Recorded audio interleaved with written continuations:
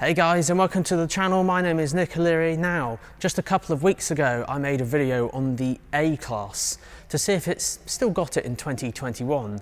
And based on its dynamic looks, and of course all of your comments, it looks like it is. So what about its bigger brother, the CLA Coupé?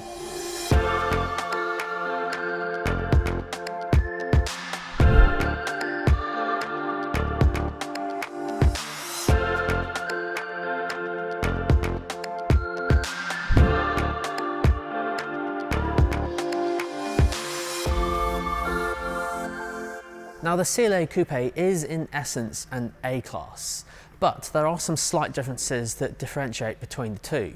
So do keep an eye out for things like the different headlight design, for example, and also the different seats. So these are all leather seats found in the CLA, and also pillarless windows, which add to this nice coupe styled body shape. Now the CLA Coupé is just ever so slightly longer than the A-Class hatchback. As you can see here, it's only just a few centimetres. But if you're comparing the CLA Coupé to the A-Class Saloon, I have actually already made a video comparing the two because they are so similar. But the end result is the CLA Coupé does have more standard specification and it is ever so slightly longer and does feature a larger boot. And speaking of a boot, if you needed a bigger boot than this car, I'd probably say to check out the CLA Shooting Brake. Now I'll cover the Shooting Brake later.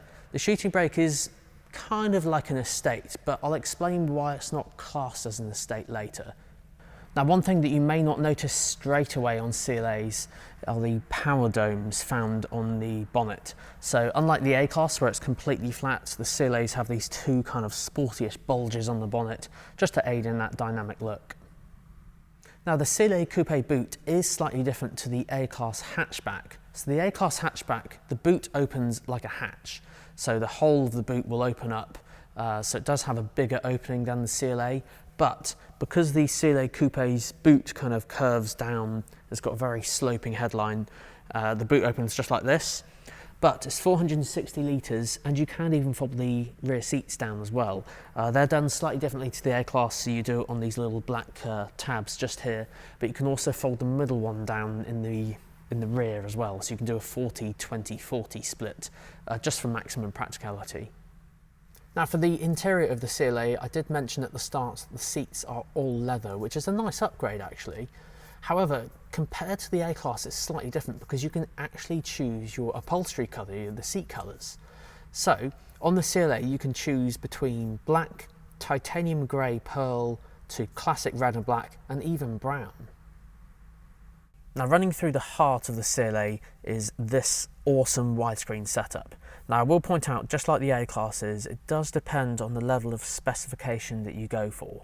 So notice this screen here is kind of a bit like a square, and then this one's a rectangle in terms of how big it is. As standard in A-Classes, they're 7-inch screens just like this. But in the CLA, because it has more standard specification, it has a bigger screen here. But you can get bigger screens in both. To get the bigger screen on the right as well, you'll need to opt for the premium package.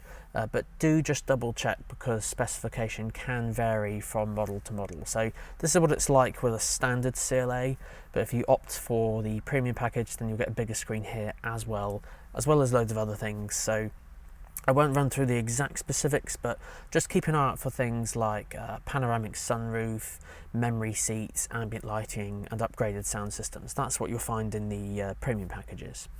Moving back to this, MBUX is really easy. I have covered it in other videos, but basically it's all touchscreen, so you can literally tap on your relevant icon on the screen, and it's very quick. It's very responsive. You can use it as a touchscreen, a touch pad just in the middle here, or even touchpads on this steering wheel. And on top of that, you can also talk to it. So, hey Mercedes. How can I help? Turn on my heated seat, please. Seat heating is turned on. And just like that, my heated seat's on.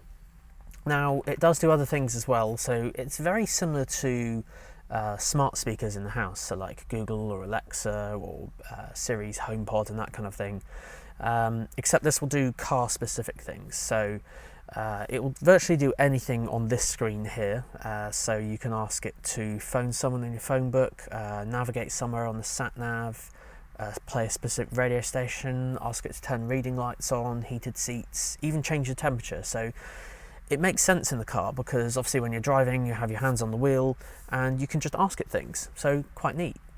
Now alternatively, if you wanted something slightly different to the MBUX system, you could use a thing called smartphone integration. So it's very, very popular these days, especially if you have like an iPhone or an Android device. You can plug your phone in and kind of mirror some car-friendly apps to the car screen. Now this is all chosen by the phone manufacturer of what apps you can use. But quite simply, you plug your phone into one of the USB-C ports. So in CLA's, it's this one just down here in the middle. And then your phone will connect to the car and you'll have kind of specific phone icons up there. So you'll have Siri in the car if you have an iPhone, and then you'll have Hey Google in the car if you have an Android. So pretty neat. It's kind of a replacement for MBUX. So they do kind of run side by side, but when Apple CarPlay or Android Auto is running, MBUX is minimized in the background because you don't really have both running at the same time.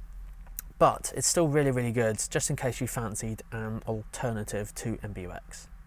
Now, a lot of people do ask about the rear seats in the CLA Coupé because naturally the roof does slope down a bit in the back, so there is a little bit less headroom. So let's check it out.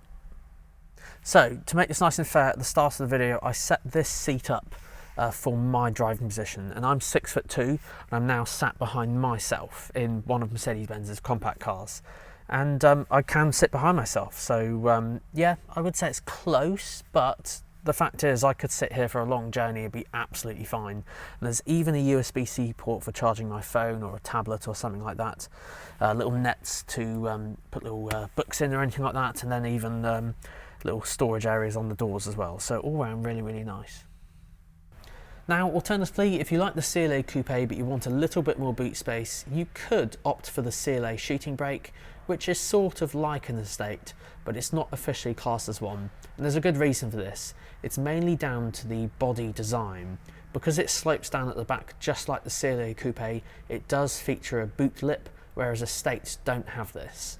But one up on the CLA Coupé is that it does feature a 45 litre bigger boot, so 505 litres in total, and also features an electric tailgate.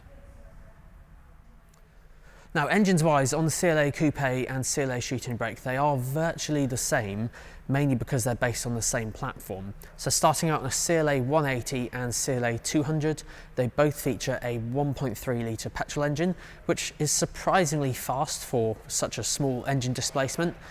They go up to around about 160 horsepower, but if you need something a bit more powerful, there are also 2 litres as well as Mercedes-AMG vehicles as well. If you wanted to go the diesel route, there's a 2 litre diesel, or if you wanted to go for a hybrid, they feature the 1.3 litre petrol engine as well as the hybrid system that can go up to over 40 miles on electric range, perfect for all the small journeys you might do. And there we go, guys, that concludes this week's video on the CLA models, the Coupé and the Shooting Brake. Let me know what you guys think and what your favourite one is in the comments section down below, and do hit that like button if you liked what you saw. Don't forget that subscribe button if you want to see more future videos just like this one. See you all next week.